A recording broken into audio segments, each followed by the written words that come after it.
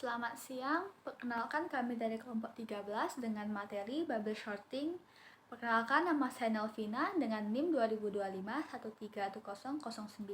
dan ini rekan saya. Perkenalkan, nama saya Serenki, NIM saya 2025 Hari ini kami akan membahas salah satu perurutan yang paling dasar di algoritma, yaitu bubble shorting. Kami juga akan menjelaskan secara rinci bagaimana konsep dasar, logika kerjanya, serta kelebihan dan kekurangan saat menggunakan bubble shorting ini. Mari kita mulai dengan definisinya. Secara sederhana, bubble shorting adalah algoritma perurutan sederhana yang bekerja dengan cara berulang kali membandingkan antara elemen yang bersebelahan dan juga menukarnya jika ada urutan yang salah. Jadi di sini dikatakan kita harus memastikan urutan tersebut itu benar agar tidak terjadi kesalahan sama sekali. Selanjutnya kita masuk ke analogi. Algoritma ini dinamakan bubble atau sering disebut gelembung itu karena berasal dari cara elemen terbesar yang mengapung ke posisi paling atas di setiap iterasi langkah perurutannya. Selanjutnya, kita akan masuk ke logika utama algoritma. Logika ini tuh seperti jantung dari bagaimana data tersebut bisa bergerak ataupun ditukar. Yang pertama ada membandingkan. Algoritma ini tuh melihat dua elemen bersebelahan. Misalnya ada membandingkan indeks 0 dan juga indeks 1. Yang kedua ada tukar ataupun swap. Jika elemen kiri lebih besar daripada elemen kanan, posisi mereka itu harus ditukar. Misalnya ada perurutan yang naik, maka kedua elemen tersebut itu harus ditukar posisinya. Jika tidak, mereka akan tetap di tempatnya sendiri. Yang ketiga itu ada ulangi. Proses ini tuh harus diulang dari awal hingga akhir sampai tidak ada terjadi pertukaran sama sekali. Selanjutnya, kita akan masuk ke visualisasi data yang belum terurut. Mari kita lihat dari array yang belum terurut ini. Ini saat bubble shorting ini dimulai, algoritma belum mengetahui apa-apa sama sekali. Ia hanya tahu bagaimana kita harus memulai dari awal. Fokus utamanya adalah bagaimana memindahkan nilai terbesar ke posisi paling kanan agar terlihat sempurna. Selanjutnya, kita akan masuk ke mekanisme pertukaran atau sering disebut proses pertukaran swapping. Ini adalah inti dari bubble shorting saat algoritma menemukan bahwa nilai A di kiri dan nilai B itu di kanan, maka posisi mereka itu harus ditukar. Ini hanya memastikan bahwa dalam satu kali perputaran penuh atau sering disebut pas, elemen terbesar pada array akan mengapung dan terkunci di posisi akhir yang benar. Di sini sudah dijelaskan bahwa posisinya itu sesuai atau bertemu dengan nilai yang lebih besar. Selanjutnya kita masuk ke hasil akhir pas pertama atau satu gelembung sampai di atas. Ini adalah bentuk optimasi sederhana untuk mengurangi jumlah perbandingan di setiap pasnya. Biasanya elemen dengan nilai terbesar sudah pasti paling kanan atau enggak paling terakhir. Dan juga bagian yang berwarna biasanya di kanan ini menandakan area sudah di-sort.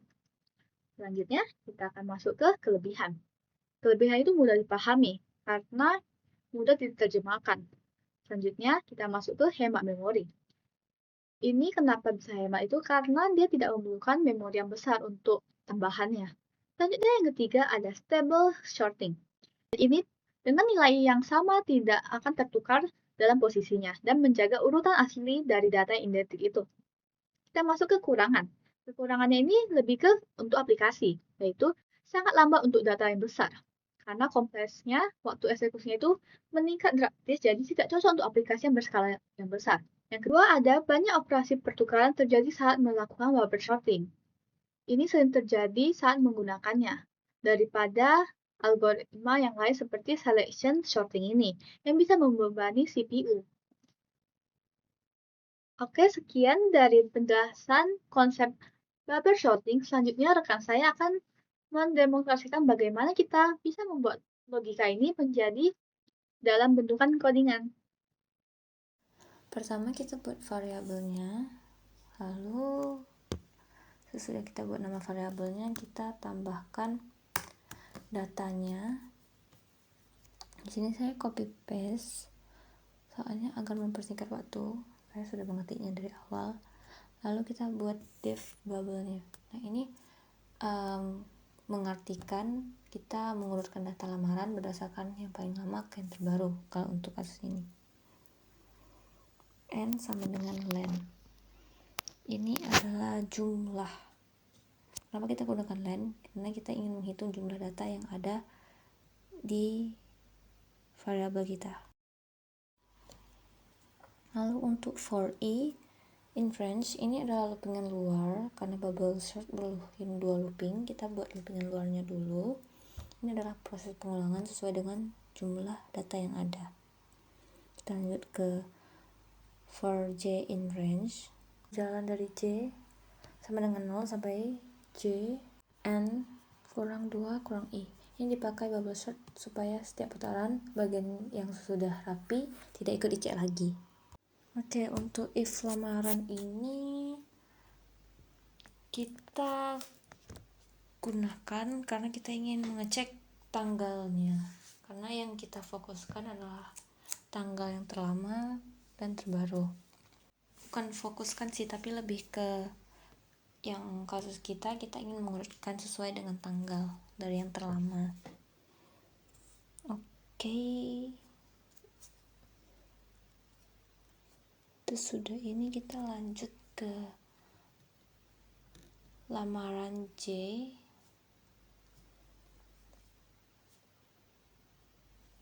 koma lamaran C tambah 1 sama dengan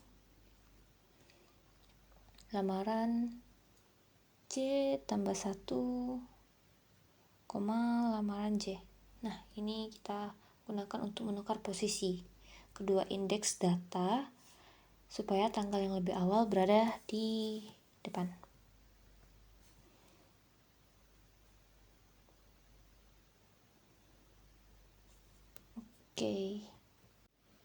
Oke, sesudah itu kita akan buat def tampilkan data lamaran.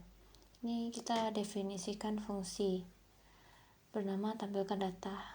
Jadi ini yang menerima lamaran tersebut. Jadi kayak kalau kita ada catatan dimasukkan ke sini. For i in lamaran ini kita mulai loopingannya agar item-itemnya diasumsikan sebuah list atau kita isikan data satu lamaran. Untuk print perusahaan ini dalam kurungnya itu indeks dimulai dari 0 ya guys. Ini aku salin aja soalnya biar waktunya gak terlalu lama. Tinggal kita ubah perusahaan sama indeksnya aja. Untuk perusahaan kita sesuaikan dengan yang atas. Tadi kan ada posisi, terus tadi ada tanggal sama status.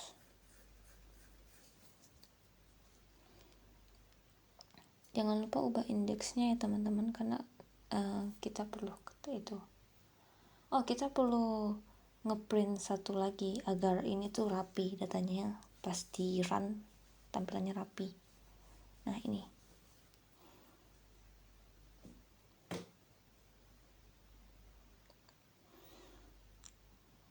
40 ini sebenarnya bisa diganti ya guys, nggak harus 40, tapi kita buat 40 aja.